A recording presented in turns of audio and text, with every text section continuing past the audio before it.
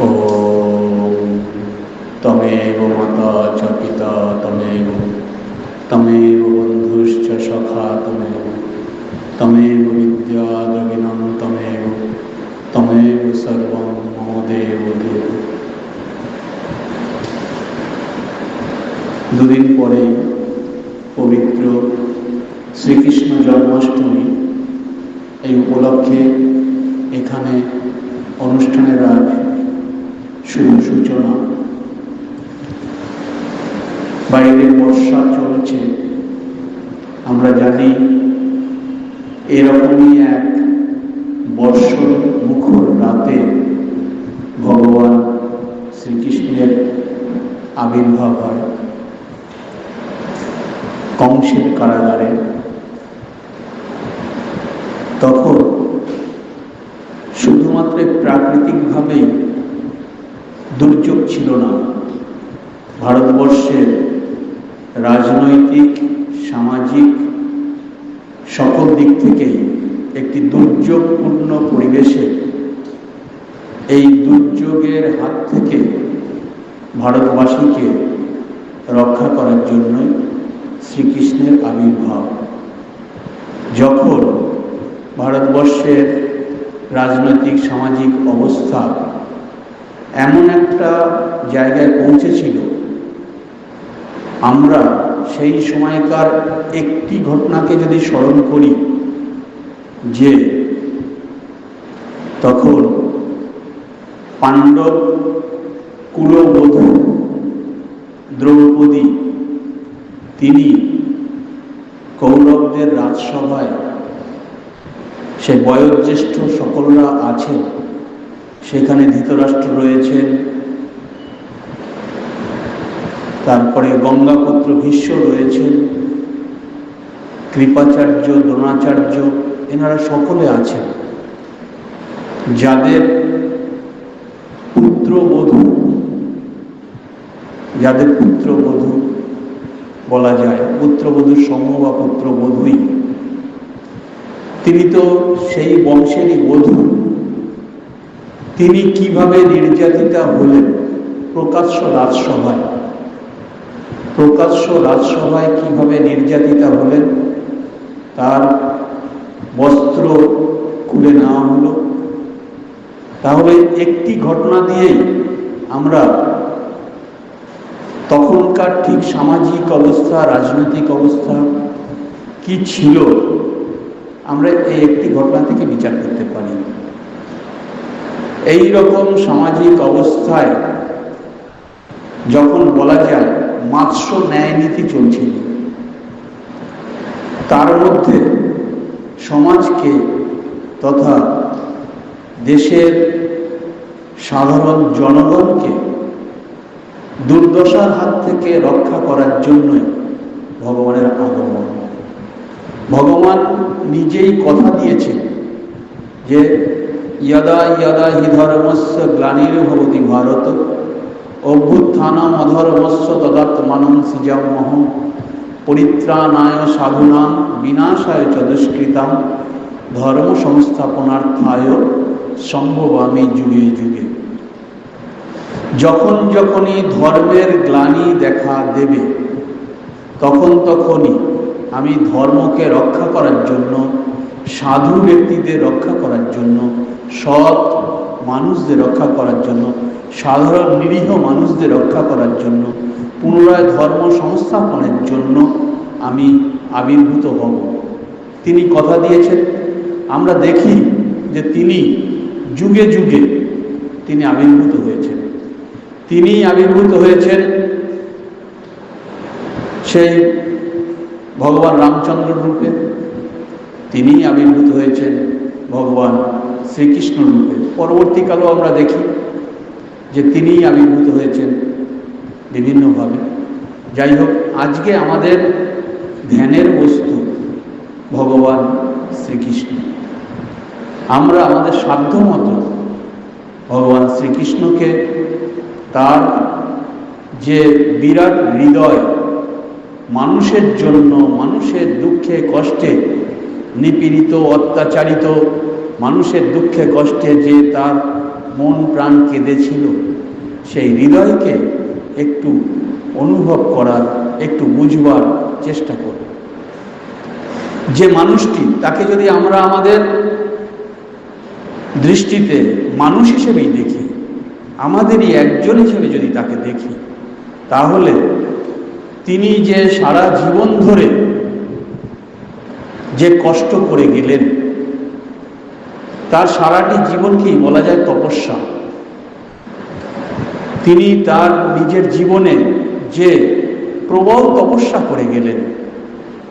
করে গেলেন এবং মানুষ যাতে এই সুন্দর মানুষের যে পৃথিবী, এই সুন্দর পৃথিবীকে আরো সুন্দর করে গড়ে তোলার জন্য, এই পৃথিবীকে আরো বেশি বাসযোগ্য করে রেখে দিয়ে যাবার জন্য তিনি এসেছিলেন। এইটি আমরা আমাদের সাধ্যমতো একটু চিন্তন করার চেষ্টা করব। আমরা জানি সেই ভগবান নারায়ণের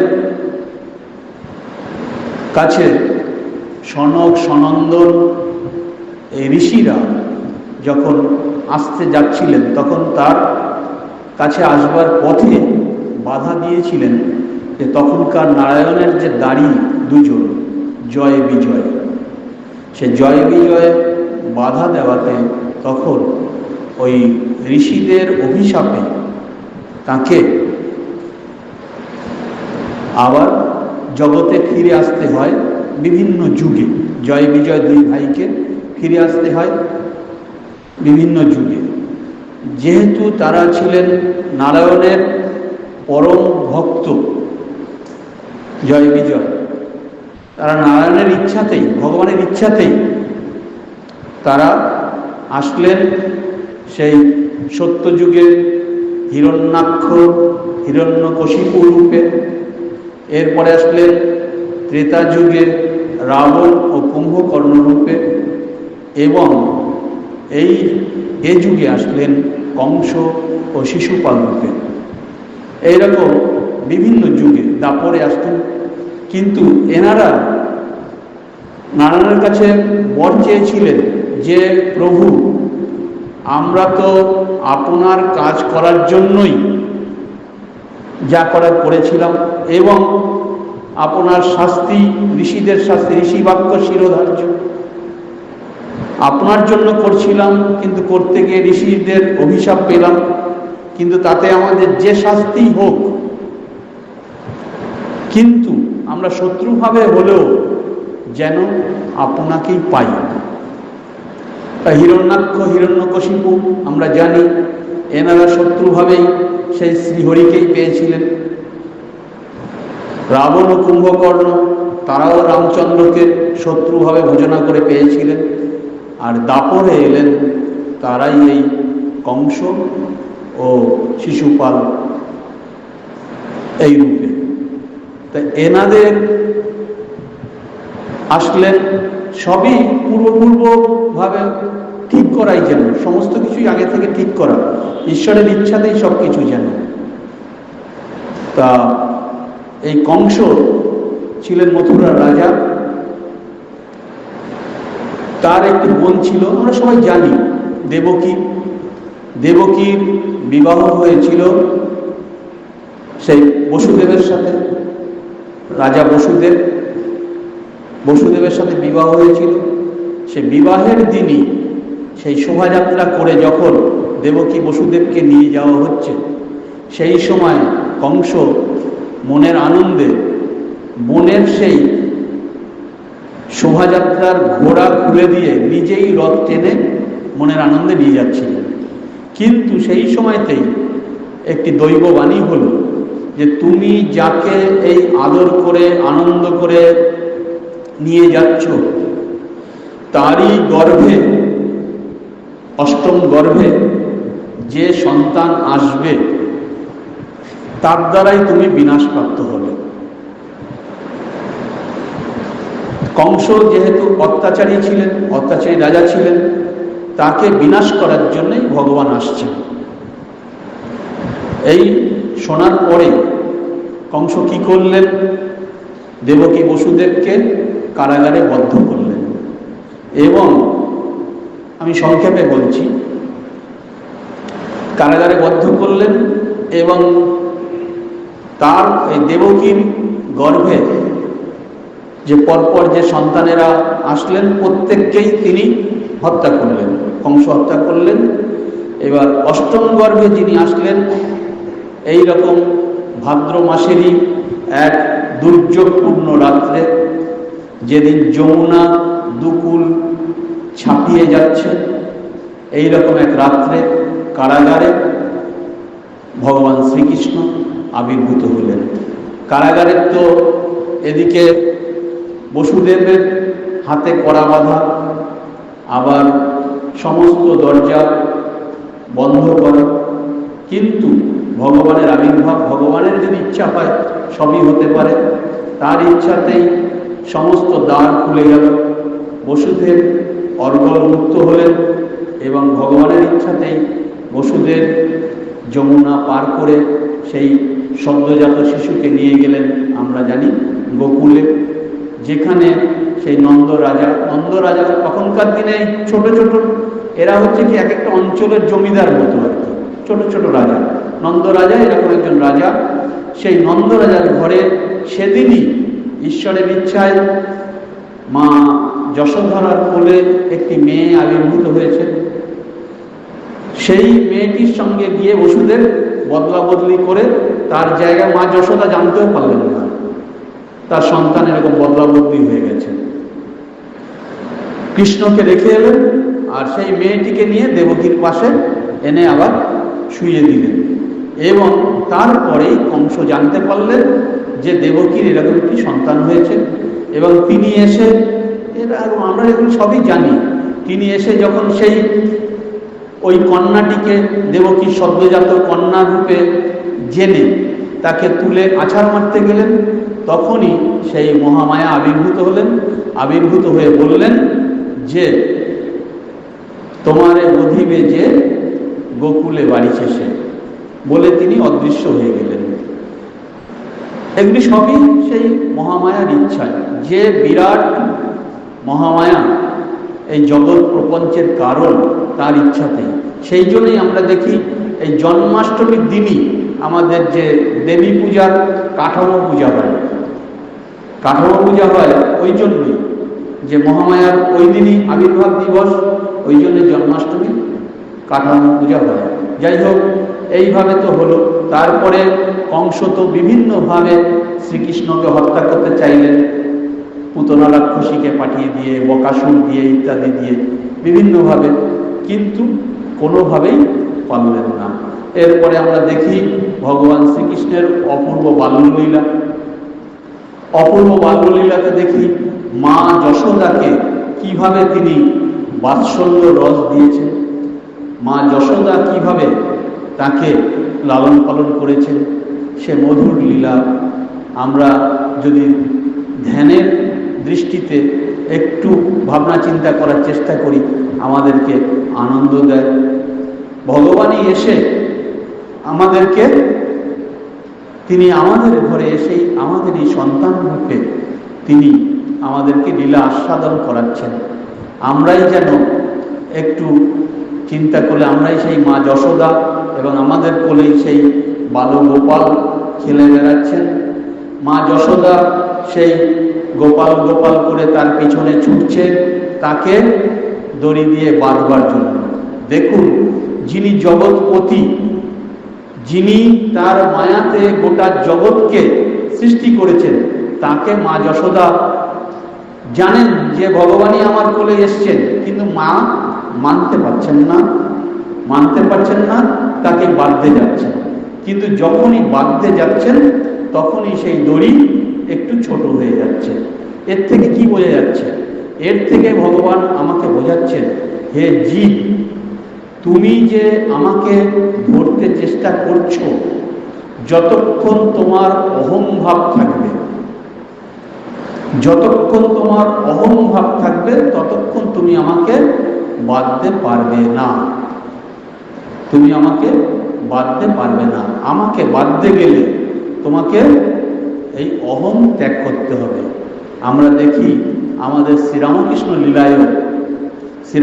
লীলায়ও দেখছি আমরা যে ঠাকুরের দুজন মানে সেই দিক থেকে পার্শ্বদ, একজন ত্যাগী পার্শ্বদ আর একজন গৃহী সন্ন্যাসী। ঠাকুরের এই দুজন সম্বন্ধে বলা হয় যে নরেনকে ঠাকুর মহামায়া বাঁধতে পারছেন না, বাঁধতে গিয়ে দেখলেন যে নরেনকে বাঁধবে এত বড় দড়ি আর পাওয়া গেল না। নরেনকে বাঁধার জন্য এত বড় দড়ি পাওয়া গেল না। আবার সেই যে আমরা দুর্গাচরণ নাগের কথা যদি মনে করি, নাগমশাই, তাকে বাঁধতে গেলে দেখা গেল এত ছোট দড়ি আর পাওয়া গেল না। মানে নাগ মহাশয় সেদিক থেকে কি একেবারে অহংকার শূন্য। নাগ মহাশয় হচ্ছেন একেবারে অহংকার শূন্য। আর নরেন্দ্রনাথ হচ্ছেন নরের ইন্দ্র, মানে নরশ্রেষ্ঠ। তিনি তো নিজেকে সেই আত্মা, তিনি যে আত্মা, তিনি যে এই সৃষ্টি স্থিতি প্রলয়ের কারণ, সেই একের সঙ্গে তার বোধ হয়ে গেছে। তাই তাকেও বা কে বাঁধবে? তাহলে শ্রীকৃষ্ণকে আমরা ভজনা করতে গেলে আমাদেরকে তাহলে এই দুই ভাবকে ধরতে হবে। তা আমরা প্রথমে তো আমরা যদি সে নিজেকে ভাবি সেই বিরাট আমি, নরেন্দ্রনাথের যে ভাব ছিল বিরাট আমি, সেটা তো আমাদের পক্ষে সম্ভব না। তাহলে অতএব আমাদের সাধন পথ সেই নাগমশাইয়ের সাধন পথ।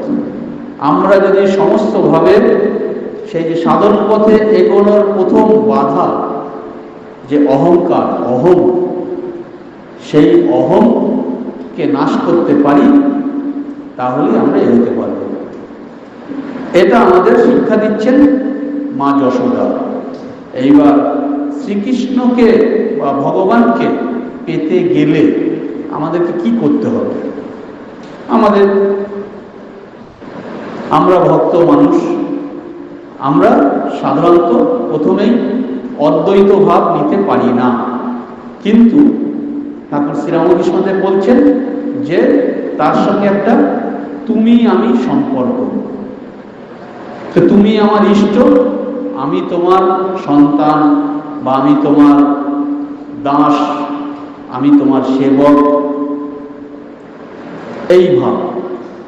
আমাদের হিন্দু শাস্ত্রে বলা হচ্ছে যে প্রথমে আমরা করি কি, ভগবান আমার থেকে একটু যেন উচ্চ আর আমি তার থেকে নিচু, মানে তিনি প্রভু, আমি তার দাস, বা তিনি মাতা। এই যে প্রণাম মন্ত্রে বলা হলো তমেব মাতা চ পিতা তমেব, তুমি আমার পিতা, তুমি আমার মাতা, তুমি আমার বন্ধু, তুমি আমার সব, আমি তোমার সেবক বা আমি তোমার সখা। এইরকম কতগুলি ধাপ আছে। এই ধাপগুলো ধরে ধরে আমাদের এগোতে হবে। আমাদের প্রথমে হচ্ছে দ্বৈত ভাব, দ্বৈত, তারপরে বিশিষ্টাদ্বৈত, এরপরে অদ্বৈত। এই দ্বৈত দিয়ে ধাপে ধাপে উঠে এই দ্বৈত ভাবের প্রথম ধাপ আমি ধরতে পারি যে শ্রীরামচন্দ্র ও মহাবীর, তাদের মধ্যে যে ভাব ছিল। মহাবীর বলছেন কি, যে যখন আমি ভাবি যে আমি একজন জীব, তখন আমি যখন নিজেকে জীব ভাবি, তখন তুমি হচ্ছ আমার প্রভু, আমি তোমার দাস। আর যখন তার থেকে আরো একটু বেশি এগোই, তখন ভাবি, তখন দেখি যে তুমি পূর্ণ, আমি তোমার অংশ। আরো এগোলে দেখি যে না, তুমিও যা আমিও তাই। এই যে তিনটি কথা, এই তিনটি ধাপই হচ্ছে সাধনের মূল। প্রথম হচ্ছে জীবভাবে আমরা সকলেই নিজেকে একজন জীব বলেই তো ধরি। আমাদের এই যে দেহ মনের যে বন্ধনটা, এই দেহ মনের বন্ধনকে তো এক্ষুনি আমাদের দেহ মনের বন্ধনকে তো আমরা এক্ষুনি অতিক্রম করতে পারছি না। আমাদের যে চিৎজড় গ্রন্থি আমাদেরকে সর্বদা এই জগতের সঙ্গে আবদ্ধ করে রেখেছে। জগৎকে তো আমরা বললেই আর সেই অগ্রাহ্য করতে পারছি না। আমি যদি মুখে বললাম অনেকক্ষণ যে জগৎ তিন কাল মে নেই হয়, যে তিন কালে জগৎ নেই, আমি বিচার করছি, কিন্তু ঠাকুর বলছেন যে আমি বলছি মুখে অনেক বড় বড় কথা বলছি, কিন্তু যেই একটা পায়ের তলায় কাঁটা ফোটে অমনি প্যাট করে উঠি না। আবার ঠাকুর বলছেন যে যে পাখিকে রাধাকৃষ্ণ বল শেখানো হয়, সে মুখস্থ বিদ্যা রাধাকৃষ্ণ বলে, কিন্তু যেই বিড়ালে ধরে অমনি ট্যাটা করে ওঠে। আমাদের অবস্থাও তাই। কিন্তু তা বলে কি হতাশ হবার কিছু নাই। যেখানে আছি সেখান থেকেই গুটি গুটি পায়ে এগোতে হবে। স্বামীজি বলছেন এই এগিয়ে যাওয়াই ধর্ম। ধর্ম কথাটা হচ্ছে সে ধী ধাতু থেকে ধর্ম আমরা জানি, যা কিছু আমাদের সেই স্বরূপের দিকে নিয়ে যায়, আমাদেরকে সেই স্বরূপত্ব বোঝাতে, আমাদেরকে ঠিক পথে ধারণ করে, তাই হচ্ছে ধর্ম। আমি আজ যা আছি, আজ যা আমি চিন্তা করছি, নিজেকে নিয়ে আজ যা আমি ভাবছি, আমি আগামীকাল তাই হব। তার একটা জ্ঞান মিশ্রিত ভক্তি পথে, মানে আমাদের ভক্তি কেমন থাকবে? আমাদের ভক্তি হচ্ছে জ্ঞান মিশ্রা ভক্তি। জ্ঞান মিশ্রা ভক্তিতে ঠাকুর বলছেন যে সহজ পথ, যে প্রথমেই তার সঙ্গে একটা তুমি আমি সম্পর্ক করা। তা সম্পর্ক কেমন করব? শ্রীকৃষ্ণ সেটি আরো ভালো করে দেখিয়ে গেলেন। যে যেমন প্রথমেই দেখালেন মা যশোদাকে দিয়ে। মা যশোদা তাকে কিভাবে ভালোবাসলেন? ভগবানকে বাৎসল্যভাবে। তা আমরা প্রথমেই হয়তো বাৎসল্যভাবে ভাবতে পারছি না। মা যশোদা তো ভাগ্যবতী ছিলেন, ভগবানকে নিজের হাতে করে খাওয়াতে পেরেছেন, তার পেছনে দৌড়তে পেরেছেন, সেবা করতে পেরেছেন, সব পেরেছেন। আমরা তো পাচ্ছি না। আর ভগবান এসে যদি আমাকে এসে বলেও যে আমি এসছি, আমার এই অবিশ্বাসী মন বিশ্বাস করবেও না, অবিশ্বাসী মন বিশ্বাসও করবে না। তাহলে কি করব? উপায় কি? ওই ঠাকুর বলছেন তুমি আমি সম্পর্ক আমাকে করতে হবে। ভগবানের সঙ্গে তুমি আমি সম্পর্ক করে প্রথমে আমরা যদি সে দাস ভাবটাই ধরি, তোমার এই সংসার, তুমি আমাকে এই সংসারে রেখেছো, আমার যাতে মঙ্গল হবে সে ব্যবস্থায় তুমি আমার করেছো, অতএব আমি যেন তোমার সেবা করতে পারি। কিন্তু তোমার সেবা মানে শুধু কি ঠাকুর ঘরে বসেই তোমার সেবা? ঠাকুরের কাছে যখন বসছি একটু ধূপ ধুনো ধরাচ্ছি, একটু ফল মিষ্টি দিয়ে ভোগ দিচ্ছি, এই জন্মাষ্টমীর দিন দেব বা ঠাকুরের তিথি পূজার দিন দেব, সেদিনই দেব, সেই দিনই শুধু সেবা না। এখানেই আসছে আমাদের শ্রীরামকৃষ্ণ ভাবধারা। ঠাকুর মা স্বামীজি আমাদেরকে সহজভাবে বলে দিয়েছেন। বিশেষ করে স্বামীজি বলছেন, স্বামীজিকে পড়ে স্বামীজির মাধ্যমে যদি আমরা ঠাকুরের ভাবকে ধরার চেষ্টা করি, যে যিনি ওই তোমার মূর্তির মধ্যে আছেন, जो राम दशरथ का बेटा ও রাম ঘর ঘর মে লেটা, মানে যিনি এই মূর্তির মধ্যে আছেন, যাকে তুমি মন্দিরে পুজো করছো, তিনিই আবার আর এক রূপে কৃপা করে তোমার পূজা নিচ্ছেন। হয়তো তোমার বাড়ির পাশের সেই অনাথ রূপে, অনাথ বালকের রূপে, অনাথ সেই আর্ত দুঃখী অত্যাচারিত পীড়িত মানুষটির রূপে, ওই প্রাণীটির রূপেও, তার সবার মধ্যেই তিনিই আছেন। তাহলে প্রথমে ভাবতে হবে কি, আমারই প্রভু এই রূপেই কৃপা করে আমার পূজা গ্রহণ করছেন, আমার সেবা না, আমার পূজা। শ্রীকৃষ্ণ বলছেন যে তুমি হে মানুষ, তুমি এই যে মনে করছো যে আমি আরেকজনকে সাহায্য করছি, এটাই তোমার প্রথম ভুল, এটাই তোমার প্রথম ভুল। তুমি কাউকে সাহায্য করতে পারবে, তুমি তার পুজো করছো। আমরা এই পূজার মাধ্যমে কারোর জন্য কিছু যে করছি, এই অনাথ আতুর দরিদ্র এর জন্য কিছু করছি, যে এটাই হচ্ছে তারই পূজা, সমস্ত পূজা তারই দিকে যাচ্ছে। তা প্রথমে আমাদেরকে এই দাসভাবে করতে হবে। এই দাসভাবে সেবা করার মাধ্যমেই আমাদের এই অহংকার দূর হবে। আমাদের ভগবানের পথে এগোনোর সবচাইতে প্রথম বাধা হচ্ছে এই অহংকার। এই অহংকার হচ্ছে প্রথম বাধা। এই প্রথম বাধা হচ্ছে অহংকার। অহংকারের মাধ্যম, অহংকার যাবে কি করে? এই সেবার মাধ্যমে। আমরা সেবা করব কি করে? ভগবানের সাথে প্রথমে একটা সম্পর্ক করলাম, সম্পর্ক করে তার সেবা করলাম। তার শুধু মন্দিরে সেবা না, মন্দির থেকে বাইরে বেরিয়ে এসো সমস্ত কিছুর মধ্যে তাকে দেখার চেষ্টা করা এবং তার সেবা করা। সেবা করতে গেলে কি লাভ হয়? স্বামীজি বলছেন সেবায় হয় তুমি যার সেবা করছো তার কিছু লাভ হচ্ছে, যদি তোমার বোধ থাকে তাহলে হবে না, তোমারই লাভ হচ্ছে। কি লাভ হচ্ছে?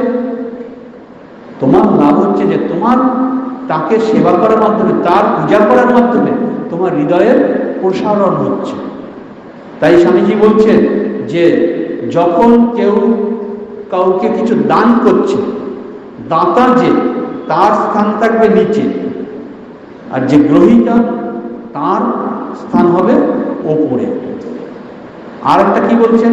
তুমি দান করো, কিন্তু তুমি ডান হাতে দান করছো, বাম হাতেও যেন কেউ কিছু জানতে না পারে। এই হচ্ছে সেবার দুটো প্রধান মন্ত্র।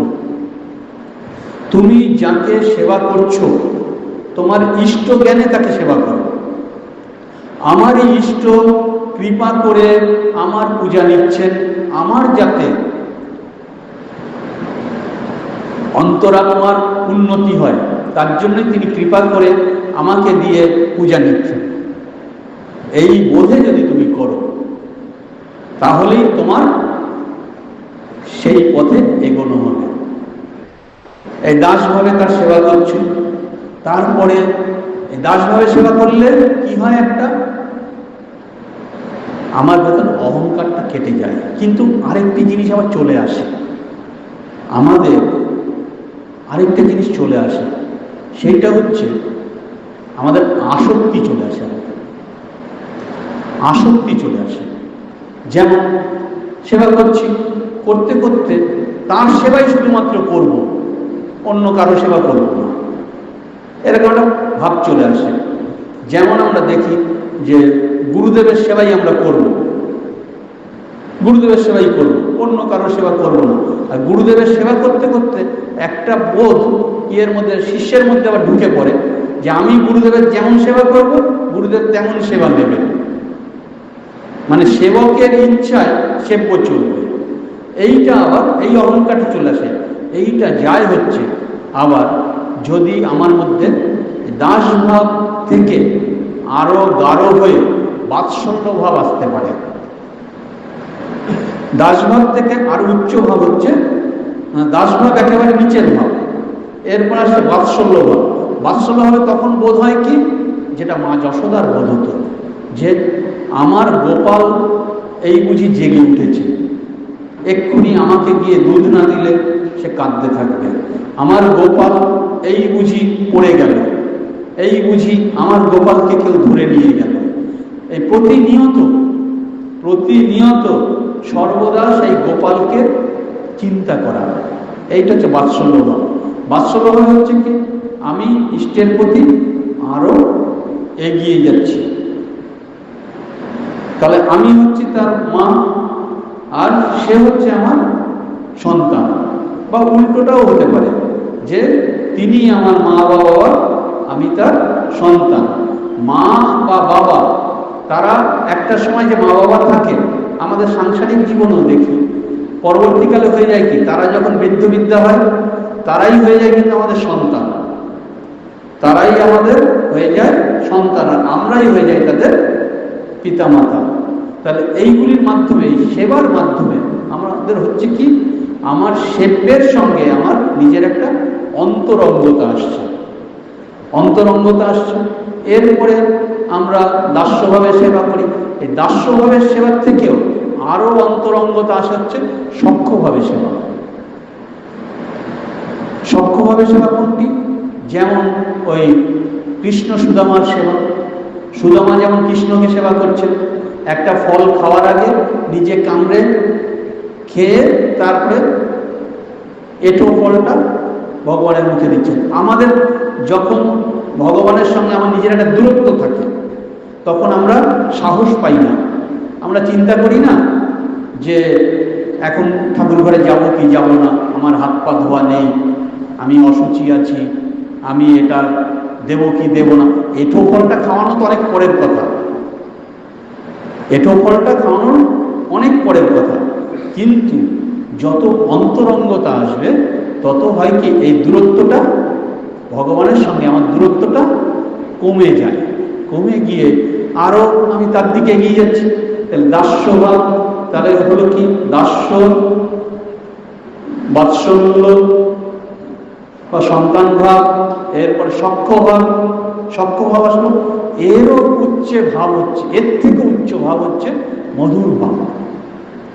মধুর ভাব যখন হয় তখন আর ভগবানের সঙ্গে আমার কোনো মাঝের দূরত্বটা থাকে না। যে ভাব ছিল ওই রাধিকার, প্রধানা গোপী রাধিকার ভাব, যখন আমাদের মধ্যে মধুর ভাব আসে তখন তাকে ছাড়া আমি আর থাকতে পারি না। এক মুহূর্ত আমার দু চোখের বাইরে তাকে করতে পারি না। তার যখন ডাক আসে, ভগবানের যখন ডাক আসে, আমার সমস্ত কিছুই, আমি জাগতিক সব কিছু বন্ধন ভুলে যাই। আমরা দেখতে পাই ভগবান শ্রীকৃষ্ণের যখন ডাক পাচ্ছেন, তার যখন সেই বাঁশি তাকে ডাকছে, গোপীদের ডাকছেন, গোপীরা সব ঘরের কাজ যার যেখানে যেমন পড়েছিল সব তেমনটি পড়ে রইল, তার বসনের কোনো ঠিক নেই।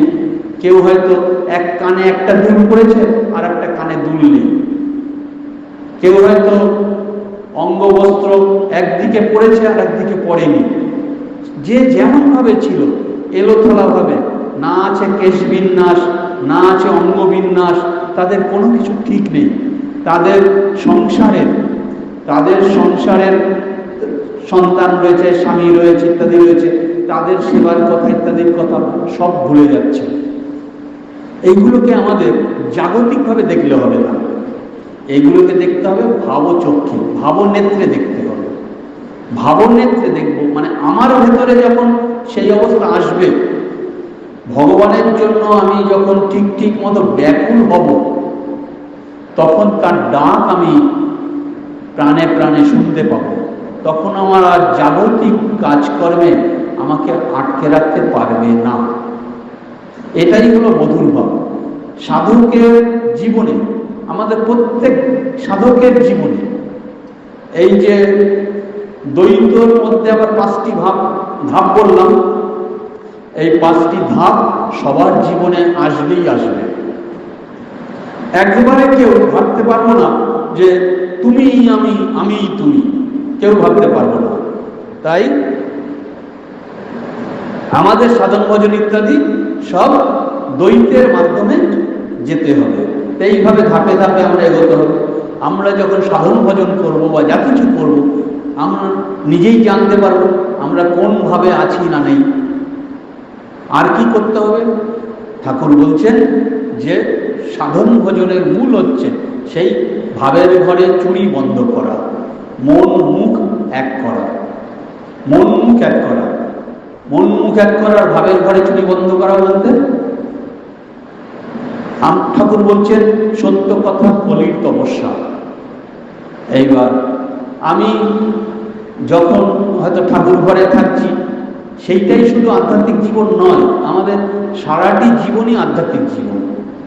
আমরা সারাটা জীবনে যত সত্যকে ধরে থাকার চেষ্টা করব, তত দেখবো যেন ভগবান আমাকে আরো বেশি করে পরীক্ষা নিচ্ছে, আরো বেশি করে পরীক্ষা নিচ্ছে, আর তত আমার উপরে আঘাত বেশি আসছে। যত আঘাত পাব তত আমি যদি সত্যকে আরো বেশি করে আঁকড়ে ধরে থাকার চেষ্টা করি। আমার জীবনের মন্ত্র যদি এই হয় যে সত্যের জন্য আমি সমস্ত কিছু ত্যাগ করব, কিন্তু কোনো কিছুর জন্যই সত্যকে ত্যাগ করব না, তাহলেই সত্য স্বরূপ সেই ভগবানের দিকে আমরা এগোতে পারব। আমি মুখে বললাম যে আমি সত্য পথে এগোচ্ছি, কিন্তু আমার ছোট ছোট কাজকর্ম বা সমস্ত কিছুতে আমি সত্যকে সর্বদা ধরে থাকতে পারি না। আমার কর্মস্থলে আমি সত্যকে ধরে থাকতে পারি না, যে কোনো ব্যাপারে আমি সত্যকে ধরে, তাহলে কিন্তু আমি সত্যের পথে এগোচ্ছি না। তা আমি নিজেই জানতে পারবো যে আমার মন মুখ এক আছে কিনা, আমার ভাবের ঘরে চুরি আছে কিনা। আরেকটি কথা হচ্ছে, ভগবান শ্রীকৃষ্ণ আরেকটি জিনিস দেখার, যে অনলসভাবে সদা সর্বদা তোমার কর্তব্য কর্ম করে যাও, বিনিময়ে কারো কাছে কিছু আশা করো না। তুমি যে যেখানে আছো, সংসারের যে যেখানেই আছো, সেই সমস্ত জায়গাতেই তুমি একদিন তোমার কর্মস্থলে তুমি শ্রীকৃষ্ণ হয়ে উঠতে পারবে, তুমি শ্রীকৃষ্ণ হয়ে উঠতে পারবে। তুমি যদি এই গোড়া থেকে তোমার কর্তব্য কর্ম তুমি নিরলসভাবে করে যাও এবং বিনিময়ে কিছু আশা না করো। ভগবান শ্রীকৃষ্ণের জীবনটা দেখুন, একদম সেই প্রথমেই তিনি যখন একটু বুঝতে শিখলেন, বালক তিনি তখন বুঝে নিলেন। সেই সান্দীপনি মুনির আশ্রমে যখন গেলেন, সান্দীপনি মুনির আশ্রমে তার শিক্ষা যখন সম্পূর্ণ হলো বলরাম ও কৃষ্ণের, তখন তিনি দেখলেন কি আমার এখন প্রথম কর্তব্য কি, গুরুদেবের কাছ থেকে শিক্ষা পেয়েছি, অতএব গুরু দক্ষিণা দেওয়া। তিনি গুরুদেবকে বললেন, সান্দীপনি মুনিকে বললেন যে গুরুদেব, আমি বা আমরা দুই ভাই, আমরা আপনাকে গুরু দক্ষিণা দিতে চাই। কি গুরু দক্ষিণা দেব, আপনি কি চান? সান্দীপনি মুনি বললেন, তোমরা তো বালক, তোমরা আর কি দেবে, আমার তো কিছুরই প্রয়োজন নেই, তবে তোমরা যদি একান্তভাবে দিতে চাও, আমার সন্তানটি বেশ কয়েক বছর আগে ওই সমুদ্রে ডুবে মারা গেছে, তোমরা যদি পারো আমার মৃত সন্তানকে ফিরিয়ে এনে দাও। কি করলেন?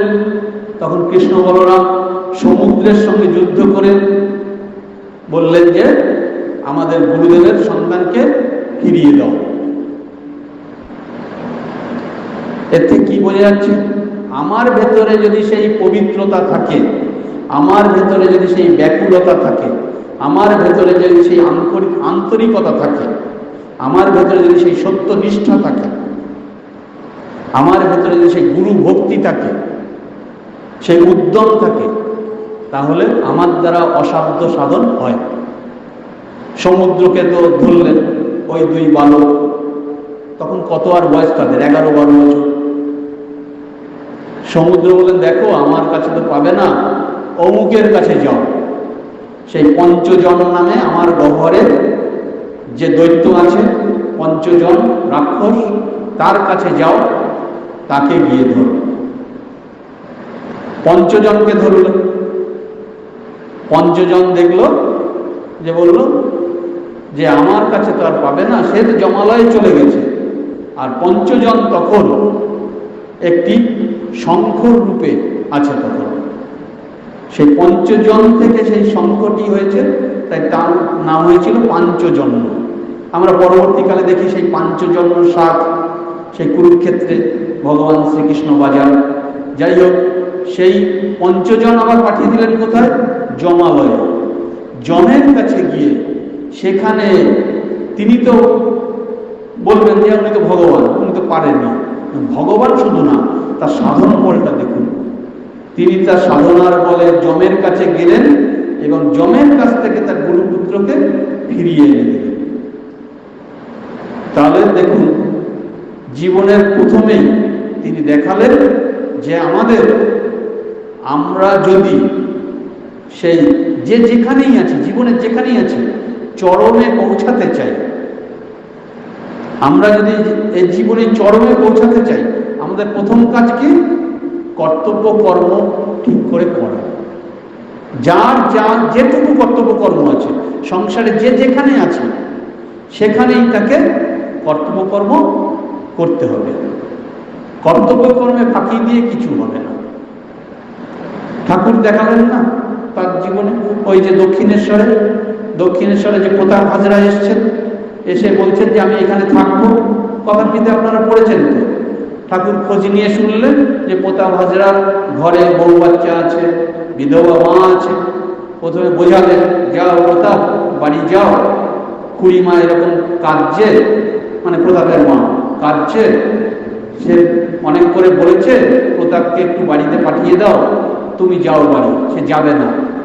তখন বললেন যে তাকে এমন দিলাম সে না যেয়ে পারেনি, মানে ঠাকুর খুব গালি দিলেন আর কি। এর থেকে কি বোঝালেন? কর্তব্য কর্ম হচ্ছে আমাদের প্রথম কাজ। আমাদের অনেক ভক্ত আছে যারা এ আশ্রম সে আশ্রম, এ মঠ সে মঠ ঘুরে ঘুরে শুধু বেড়ায়, যাদের পোশাক আশাকেরও ঠিক নেই, একটু অগোছালো, চুলের ঠিক নেই, ইত্যাদি ঠিক নেই। আমি এ মঠে ঘোরাঘুরিটাকে খারাপ বলছি না, কিন্তু খোঁজ নিয়ে দেখা যাবে তাদের বাড়িতে কর্তব্য কর্ম ঠিক করে করে না। তাদের বাড়িতে হয়তো স্বামী স্ত্রীতে মিলমিশ নাই, ছেলে মেয়েদের মধ্যে উপযুক্ত শিক্ষা নাই, হয়তো পেটের অন্ন ঠিকভাবে নাই। আমি এখানে ওখানে ঘুরে বেড়াই, আমি তো ঠাকুরের বড় ভক্ত। আমি সংসার ধর্ম যখন পড়েছি, সংসারের প্রতিটি দায়িত্ব আমাকে ঠিক করে পালন করতে হবে। ভগবান শ্রীকৃষ্ণ এইটি তার জীবনে দেখিয়ে দিলেন। ঠাকুরকে দেখুন, ঠাকুর তো বলছেন যে আমার পরনের কাপড়ের ঠিক থাকে না, তার আবার বিয়ে করেছি।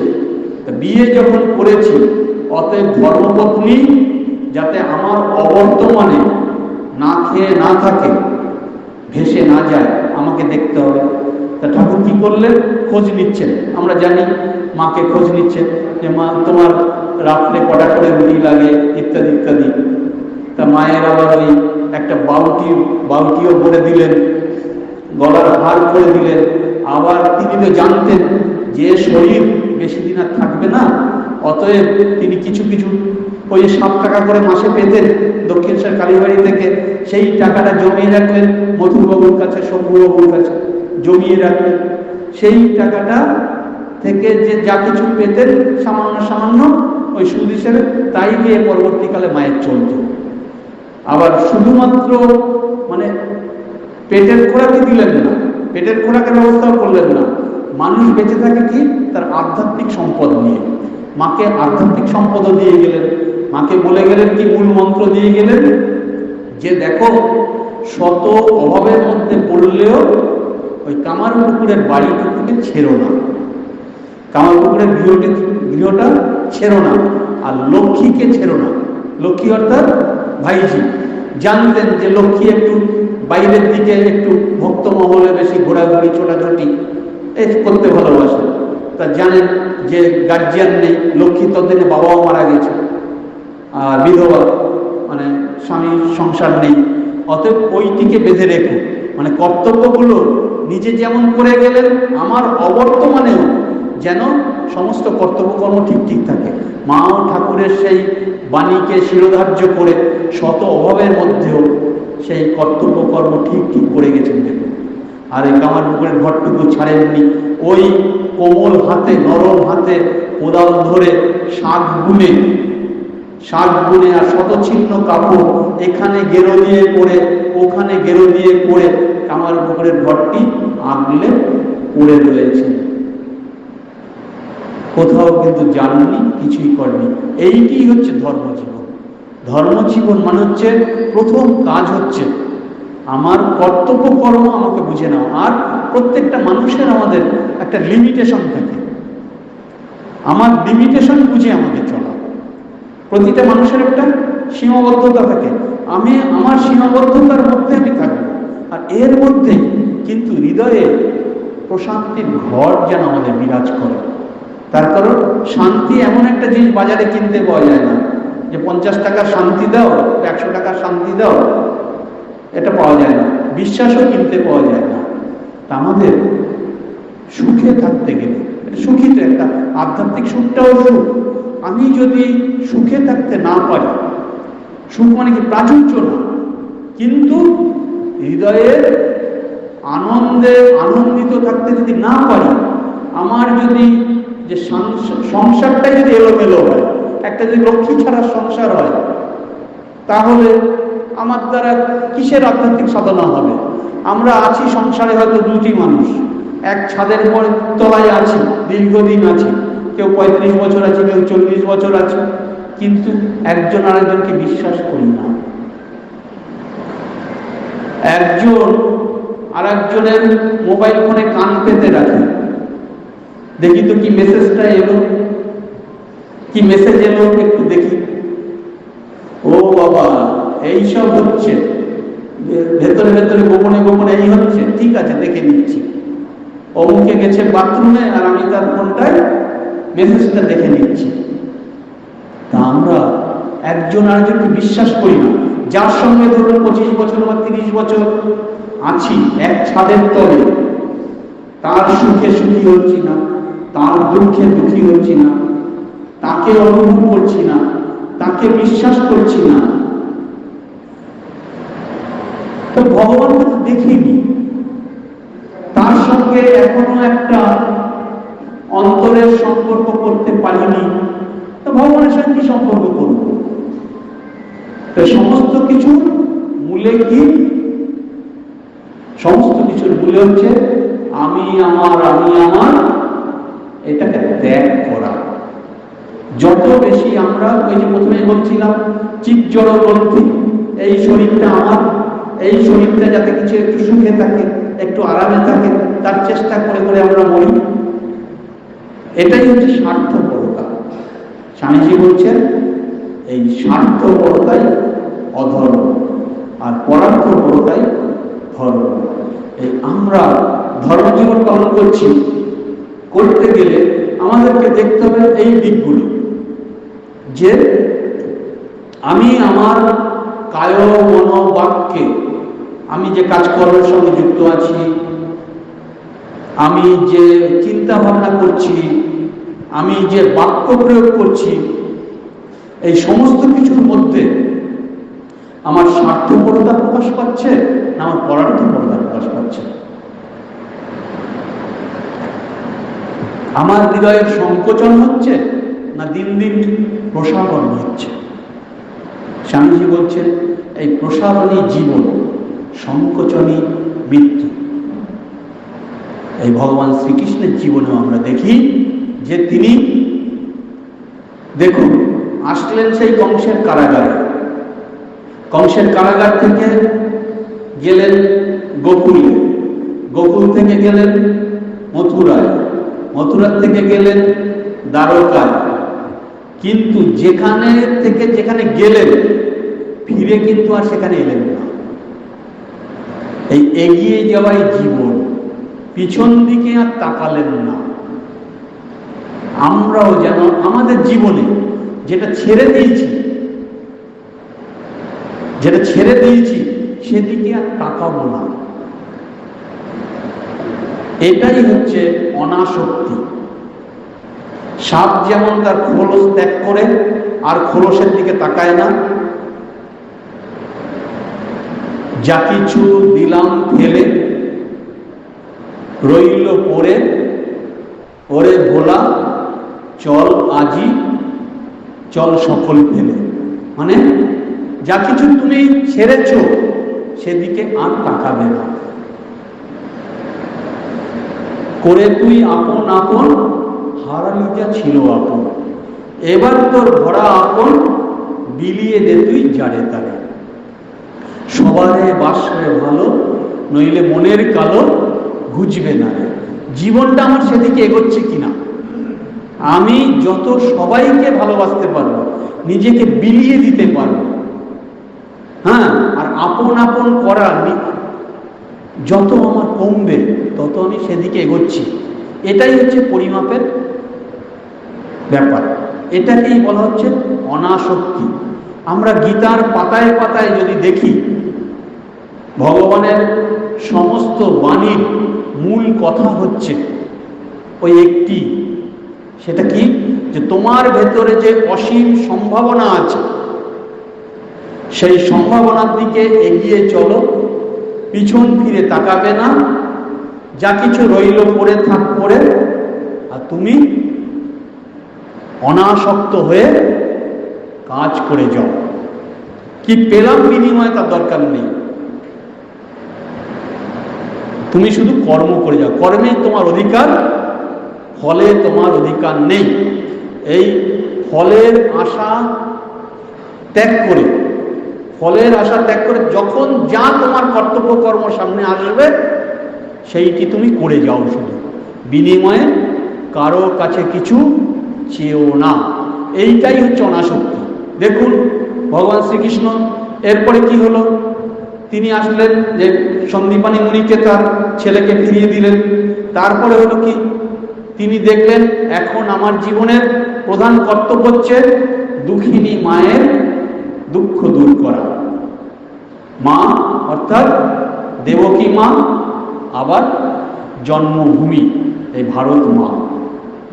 আমরা কথায় কথায় বলি যে আমরা মাকে ভালোবাসি, মাকে ভালোবাসি, কিন্তু ভালোবাসতে গেলে শিখতে হবে ভগবান শ্রীকৃষ্ণের কাছে।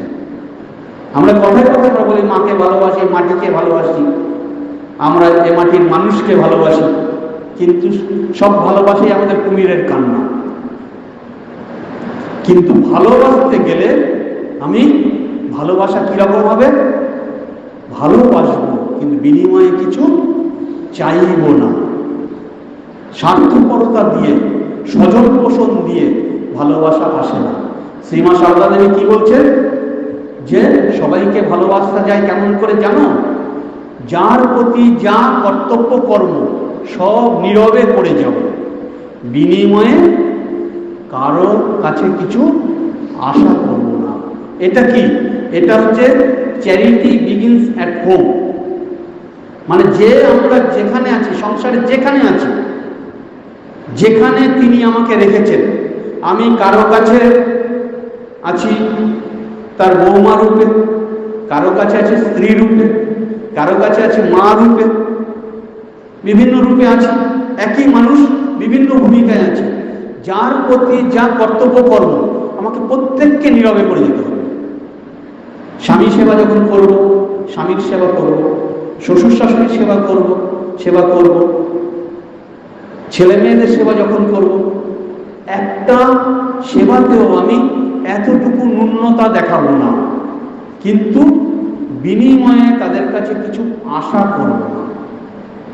আমরা কি করি, আমরা তার সঙ্গে একটা মানে শারীরিক যে সম্পর্ক, শারীরিক সম্পর্কের কথা চিন্তা করি, যে ও আমার স্বামী, ও আমার ছেলে, ও আমার মেয়ে, ও আমার শ্বশুর, ও আমার শাশুড়ি, ইত্যাদি ইত্যাদি ভেবে তার সঙ্গে একটা ভাবনা চিন্তা করে বসি, যে ওকে, ওর জন্য কতটুকু করলে কতটুকু রিটার্ন পাবো।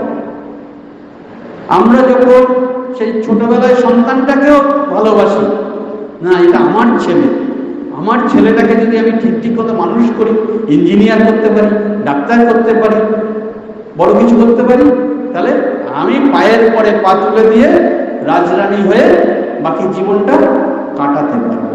মানে যেন আমার এটা একটা ইনভেস্টমেন্ট, আমার ছেলেটা হলো আমার একটা ইনভেস্টমেন্ট।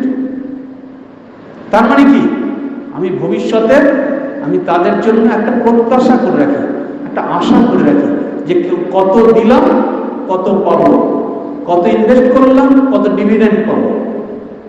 তাতে কি হবে, বন্ধন বাড়বে। কিন্তু শ্রীমা সারদা দেবী আমাদের বলছেন যে প্রত্যেকের প্রতি কর্তব্য কর্ম ঠিক ঠিক মতো করো, কিন্তু বিনিময়ে কিছু আশা করো না। আমরা মায়ের কথাগুলো পড়ি, লেকচার দেওয়ার সময়ও দেই, সব কিছু করি, অনেক সময় পড়তে পড়তে চোখ দিয়ে জলও চলে আসে, কিন্তু নিজেদের জীবনে আমরা পালন করি না। এই নিজেদের জীবনে পালন করাটাই হচ্ছে ধর্ম, এটাই হচ্ছে মন মুখ এক করা, এটাই হচ্ছে ভাবের ঘরে চুরি বন্ধ করা। এই শ্রীকৃষ্ণকে অনুশীলন করা সেদিনই আমার সার্থক হবে, যখন আমরা এইভাবে বিনিময়ে কিছু আশা না করে কর্তব্য কর্ম ঠিক ঠিক মতো করে যাব। এই কর্তব্য কর্ম ঠিক ঠিক মতো করতে গেলে কি আসবে? সমাজের অনেক বাধা আসবে, অনেক বাধা আসবে। সেই বাধাগুলির মধ্যে কোনটা আগে করব, কোনটা পরে করব, সেটাকে আমাকে নিজেকেই বিচার করতে হবে। কোন ব্যাপারটায় কতটা গুরুত্ব দেব, কোনটায় কম গুরুত্ব দেব, কোনটায় বেশি গুরুত্ব দেব। এই শ্রীকৃষ্ণ এইটি তার জীবনে আরেকটি দিক দেখিয়ে গেলেন, এটা হচ্ছে সমন্বয়। আমি সংসারে থাকতে গেলেও আমাকে অনেক সময় দুটো বিরুদ্ধ শিবিরের মধ্যে পড়ে, এদিকে হয়তো শ্বশুর শাশুড়ি, এদিকে হচ্ছে নিজের বাবা মা, দুজনকেই দেখতে হচ্ছে, দুজনকেই আমি একা মানুষ পাচ্ছি না, কিন্তু দুজনের আবার হয়তো সেই তেলে বেগুনের সম্পর্ক, বা ওই কি বলছে তেঁতুলে আর বিছায় সম্পর্ক, না কি সাপে নেউলের সম্পর্ক। তা এদের মধ্যে সবাইকে একসঙ্গে নিয়ে কিভাবে সমন্বয় করে চলব, এইটি হচ্ছে শ্রীকৃষ্ণ দেখান। দেখুন সেই কৌরবদের এদিকে তো বাবা মাকে উদ্ধার করলেনই, তারপরে তিনি চলে গেলেন কোথায়? এই বাবা মাকে উদ্ধার করতে গিয়ে কংসবধ করলেন, কংসবধ করতে গিয়ে তারপরে আসলো জরাসন্ধ বধ, জরাসন্ধ বধ করলেন, জরাসন্ধ 17-18 বার মথুরা আক্রমণ করলেন, সেখান থেকে মথুরাকে রক্ষা করলেন। দেখুন যেখানে যেটুকু কাজকর্ম করা সব করলেন, কিন্তু মথুরার সিংহাসনে তিনি কিন্তু বসলেন না। বসালেন কাকে? সেই বৃদ্ধ দাদুকে বসালেন, কংসের বাবাকে বসালেন, বসিয়ে তিনি চলে গেলেন কি? এর মধ্যে আবার তিনি ওইটুকু বাচ্চা ছেলে, তিনি খবর নিলেন যে পিসিমার তো অনেকদিন খবর নেওয়া হচ্ছে না, পিসিমা কেমন আছে। পিসিমাকে খবর নিতে কাকে পাঠালেন? উদ্ধবকে পাঠালেন, যাও উদ্ধব, গিয়ে পিসিমার খবর নিয়ে আসো। আমাদের সংসারে থাকলে আমি এটা করছি মানে ওটা পারবো না, এটা করলে হবে না।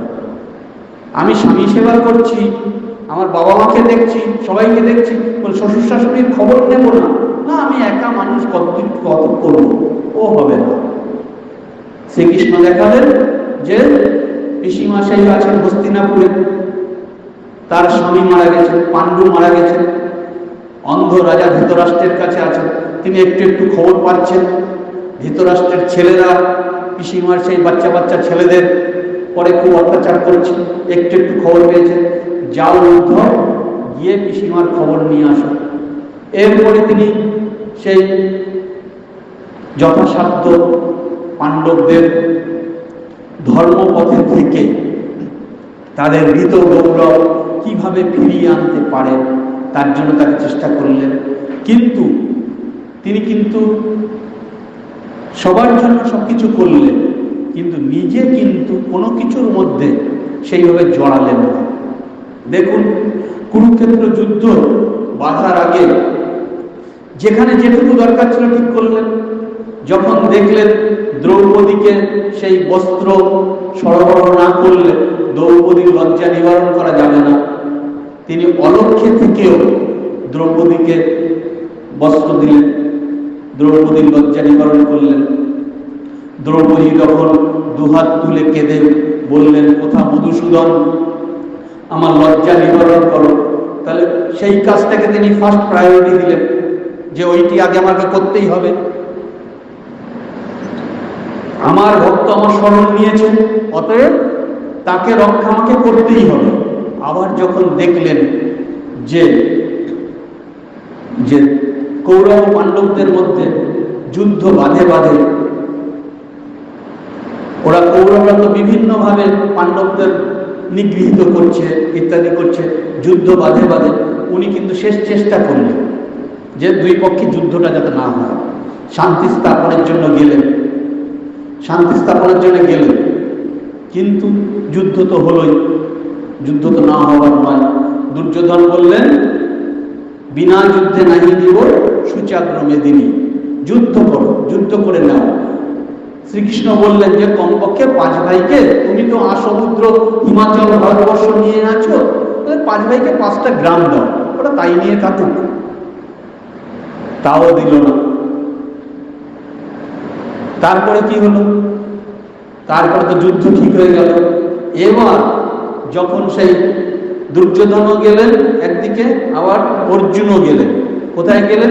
শ্রীকৃষ্ণের কাছে, যে যুদ্ধ আসছে, সেই যুদ্ধে আমাদের কারো না কারো পক্ষে তোমাকে থাকতে হবে, আমাদের কারো না কারো পক্ষে থাকতে হবে।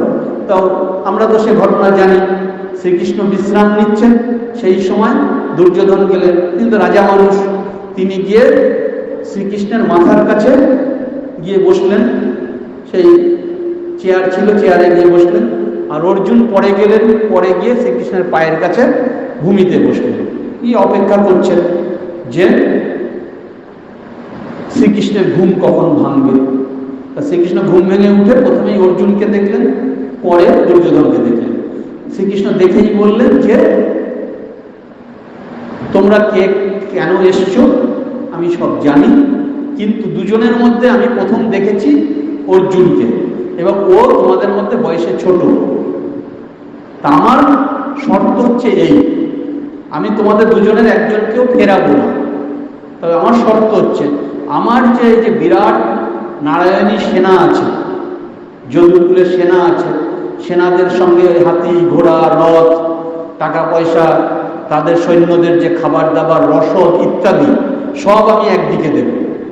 তবে আমার শর্ত হচ্ছে, যেদিকে এই সব দেব সেদিকে আমি নিজে থাকবো না।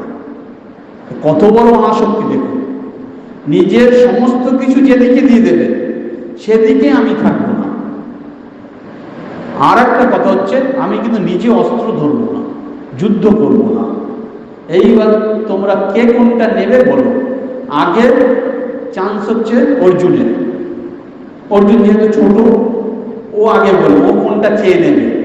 এই যে উনি বললেন, শ্রীকৃষ্ণ বললেন, দুর্যোধনের তো বুকের ভিতরে ঢিপ ঢিপ করছে যে ও কালা তো নিজেই বলছে যুদ্ধ করবে না, ওকে নিয়ে আমি করবো কি? হ্যাঁ, ও তো যুদ্ধ করবে না, ওকে নিয়ে আমি কি করবো?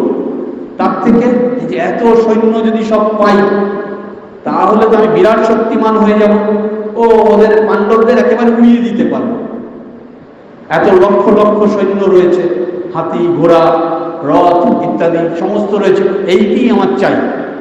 কিন্তু অর্জুন যদি আগে নিয়ে নেয় চেয়ে, তাহলে আর কি করবো? ঠিক আছে, ওর বুকের মধ্যে ডিপ ডিপ করছে দুর্যোধনের। এইবার অর্জুন কিন্তু বললেন, অর্জুন জানতেন যে তিনি আমার সখা রূপে যদিও আছেন, ভাই রূপে আছেন, কিন্তু আসলে তিনি ভগবান, তিনি ঈশ্বর। তিনি যে পথে থাকবেন তিনি সাক্ষাৎ ধর্ম, ধর্ম যে পথে থাকবে সে পথে জয় হবে। অর্জুন বললেন, সখা আমি এত কিছু কিচ্ছু চাই না, আমি শুধু তোমাকে চাই। শ্রীকৃষ্ণ কি বললেন দেখো চিন্তা করে, আমি কিন্তু যুদ্ধ করব না, আমি কিন্তু যুদ্ধ করবো না। তুমি এখনো ভাবনা চিন্তা করে দেখো, তা আমাকে নিয়ে তুমি করবেটা কি? বলছেন তোমাকে যুদ্ধ করতে হবে না, তুমি শুধু আমার সঙ্গে সঙ্গে থাকলেই হবে। তখন ওই দুর্যোধন সমস্ত কিছু পেয়ে গেলেন, অর্জুন তো সেদিক থেকে জাগতিক কিছু পেলেন না। আমাদের জীবনেও এরকম দিন আসে, ভগবান আমাদের পরীক্ষা নেন যে তুমি ধর্মকে চাও না জগৎকে চাও, তুমি আমাকে চাও না আমার ঐশ্বর্যকে চাও। কিন্তু ভগবান নিজে কি করলেন? অনাসক্তি কাকে বলে?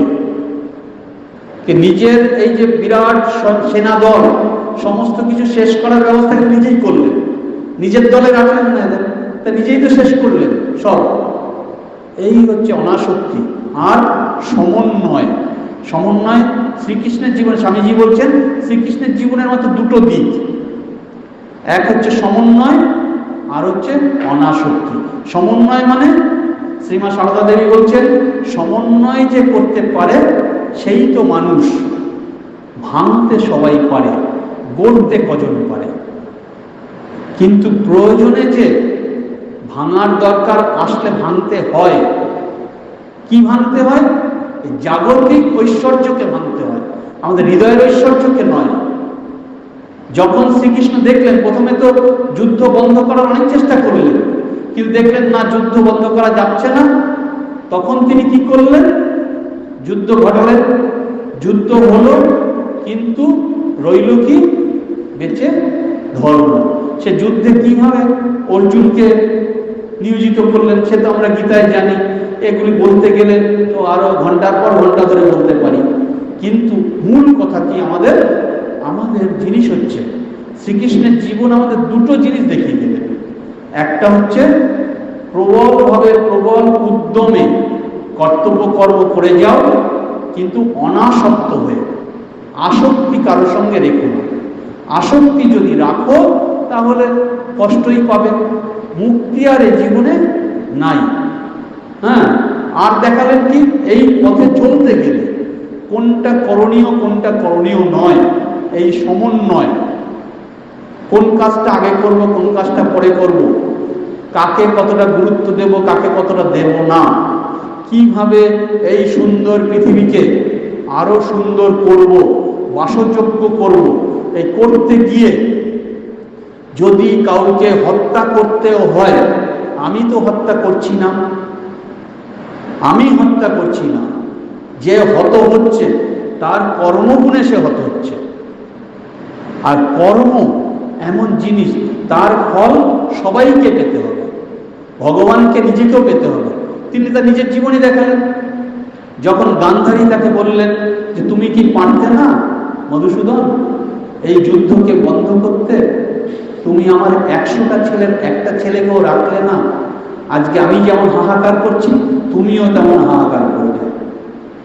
তো ভগবান হও আর যেই হও, তোমাকেও কর্মফল ভোগ করতে হবে।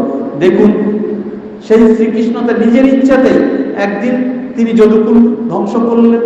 যদুকুল ধ্বংস করে তিনি আবার হাসতে হাসতে তার কর্তব্য কর্ম শেষ করে নিজের স্বধামে চলে গেলেন। আমাদের সকলকেও এরকম স্বধামে চলে যেতে হবে। তার জন্য কি দরকার?